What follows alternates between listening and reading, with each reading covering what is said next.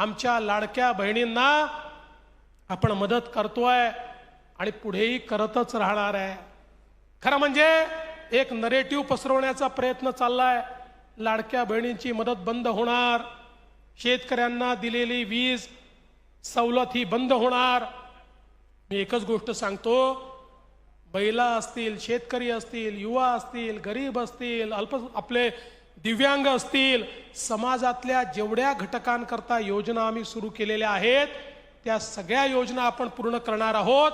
आणि यासोबत आपण जे काही आपल्या घोषणापत्रामध्ये सांगितलेलं आहे ते देखील पूर्ण करण्याचा प्रयत्न हा निश्चितपणे आपण या ठिकाणी करणार आहोत।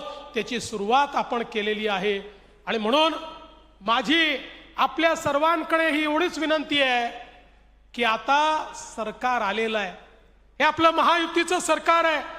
माननीय आपले उपमुख्यमंत्री आणि माजी मुख्यमंत्री एकनाथराव शिंदेजी यांच्या नेतृत्वातली शिवसेना असेल, अजितदादा पवारांच्या नेतृत्वातली राष्ट्रवादी काँग्रेस असेल, यांना सगळ्यांना सोबत घेऊन आपल्याला पुढची वाटचाल करायची आहे। आपले रिपब्लिकन पार्टी असेल किंवा इतर छोटे मित्र असतील, यांना देखील आपल्याला सोबत ठेवायचं आहे आणि एकत्रितपणे ही सगळी वाटचाल आपल्याला करायची आहे।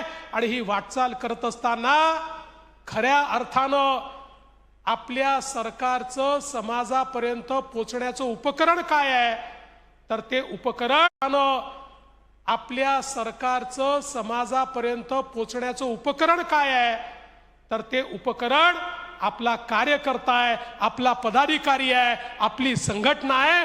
तुम्ही सगळ्यांनी या ठिकाणी या उपकरणाचं काम, या सेतूचं काम करायचं आहे। सरकार आलं म्हणजे आता सरकार चालवणारे वेगळे आणि संघटन वेगळं असं नाही, तर संघटनेला